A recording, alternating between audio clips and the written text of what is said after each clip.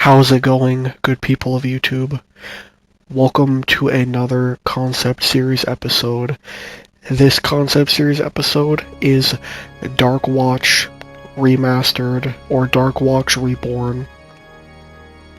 Now, Darkwatch was a unique blend of Western and horror with a vampire gunslinger protagonist. Jericho Cross navigating a cursed world to realize navigating a cursed world.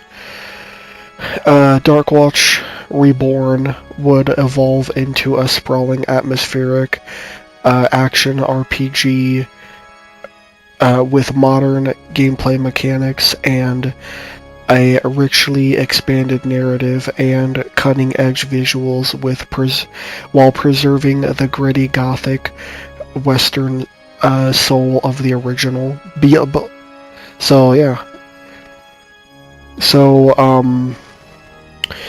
core concept. So Darkwatch Reborn is a open world action RPG set in the dark alternate Wild West where supernatural forces, vampires, demons, and eldritch horrors have overrun the frontier.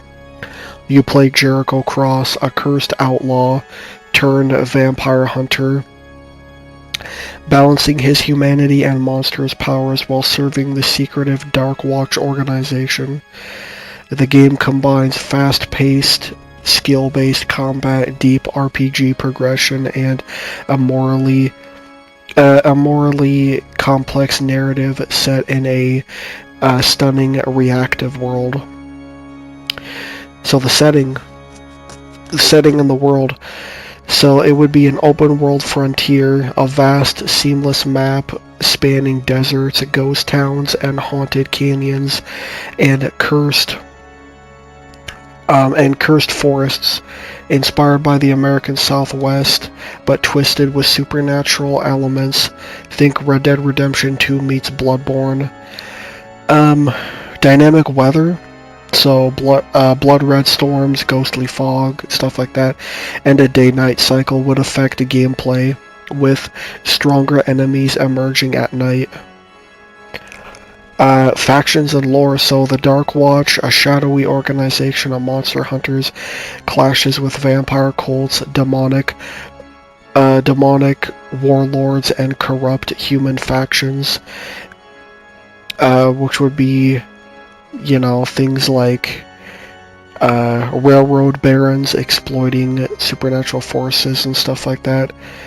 Expanded lore reveals the origins of the curse tied to ancient Native American rituals and a cosmic entity, the Bloodfather.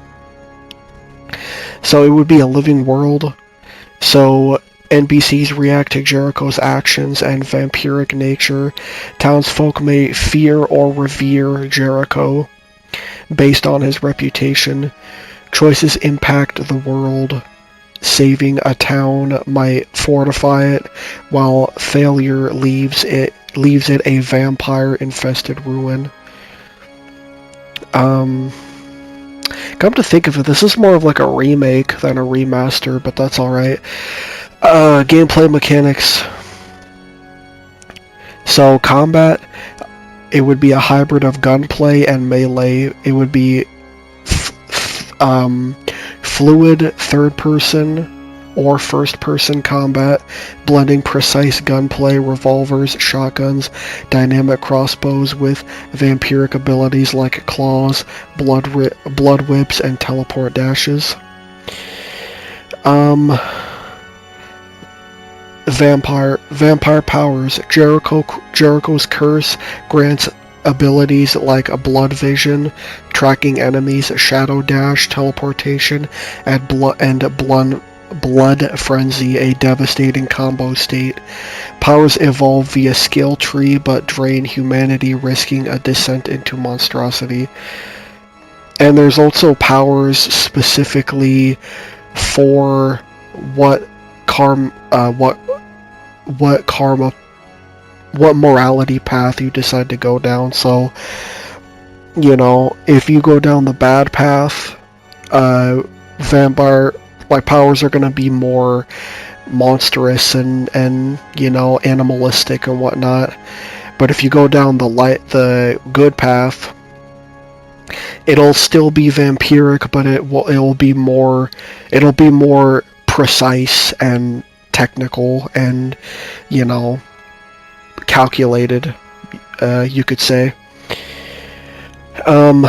Dynamic encounters. Enemies range from vampire grunts to massive demonic bosses. Combat arenas feature eventual interactions like shooting chandeliers to crush foes or igniting oil slicks. Mounted combat. Jericho can fight on horseback using lassos, rifles, or supernatural abilities, with mounts upgradable for speed or spectral traits. The RPG systems.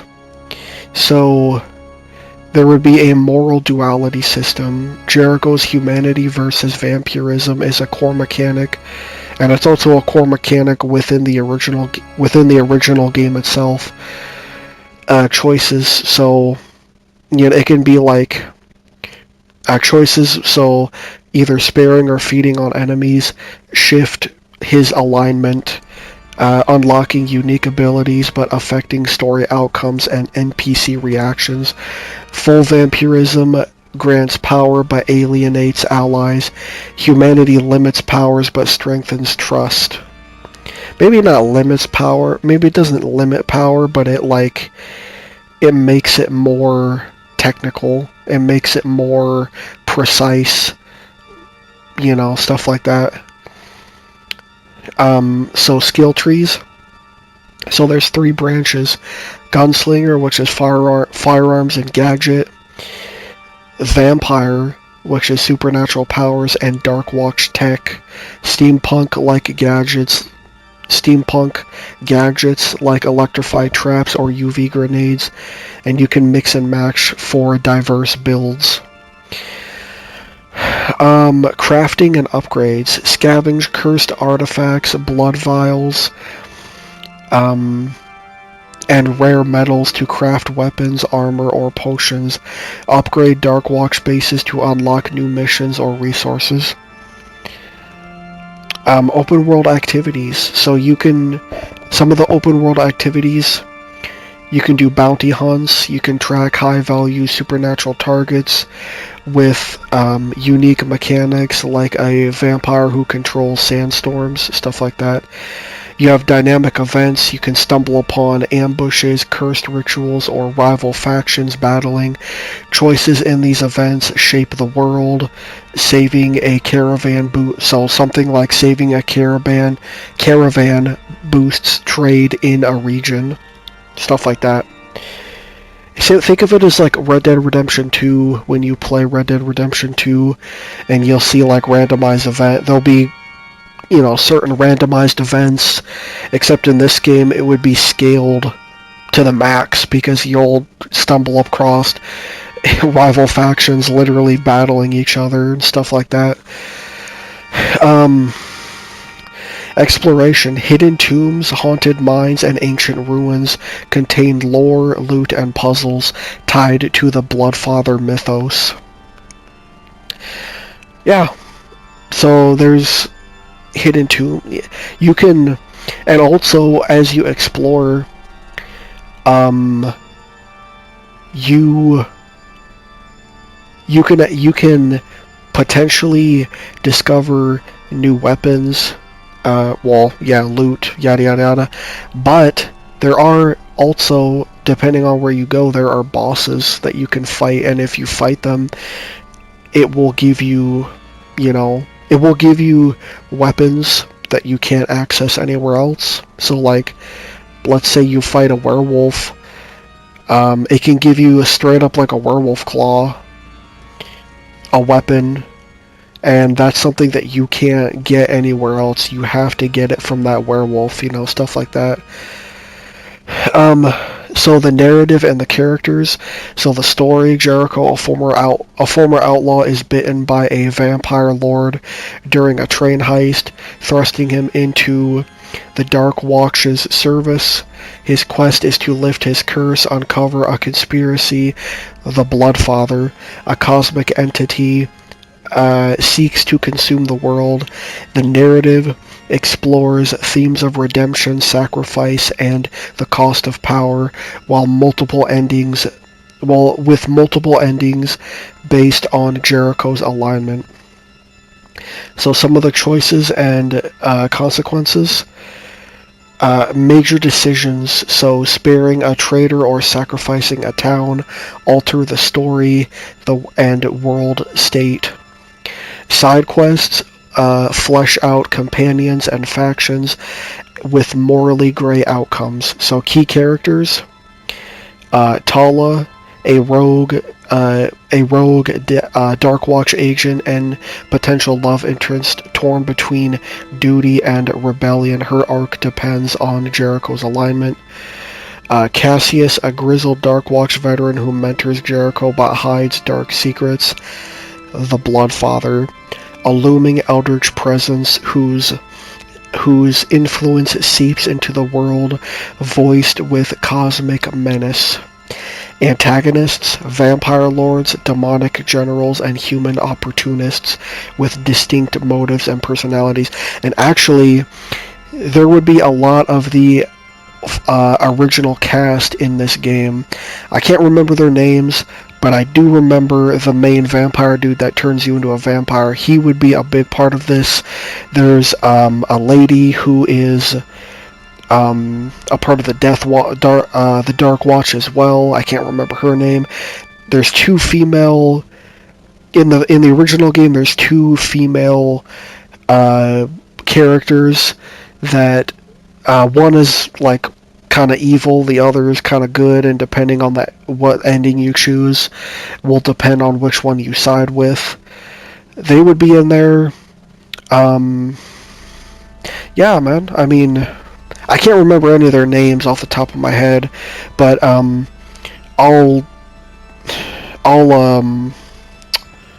shit, should I just look it up right now? I think I'll just look it up right now. Why the hell not? Because I can't remember their names. So, yeah, hold on. Darkwatch.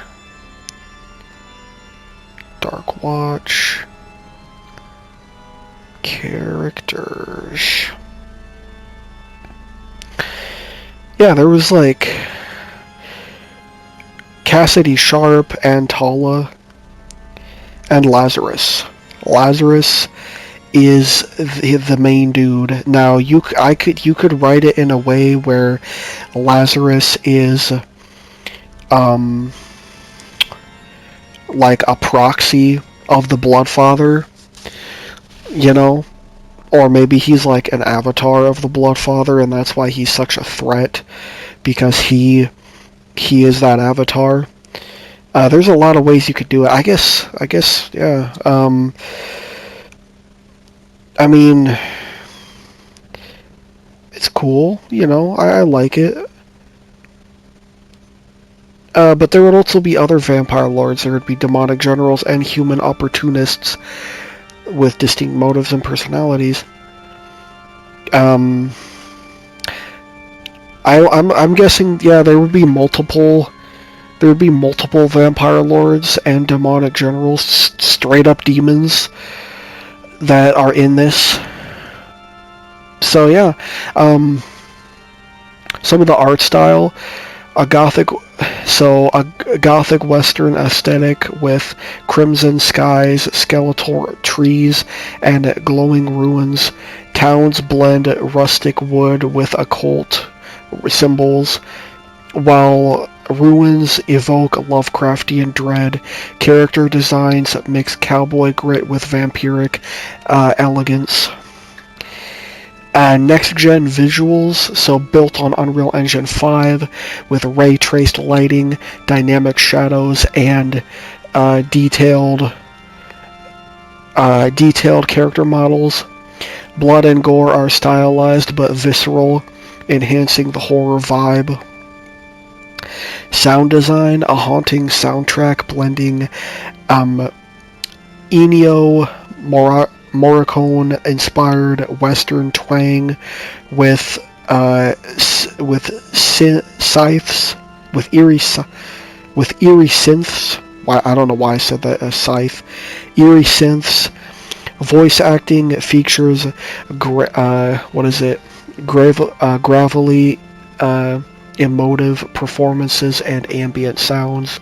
So like howling winds, distant screams to amplify immersion. Multiplayer and endgame. So in the original game there actually was co-op, but it was couch co-op.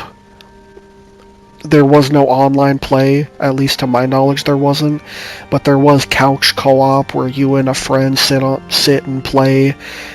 And I think it had like up to 2 players, but there would be a co-op mode, so 2 to 4 players for 2 to 4 player co-op for story missions, bounties, or horde-style defense of Darkwatch outposts.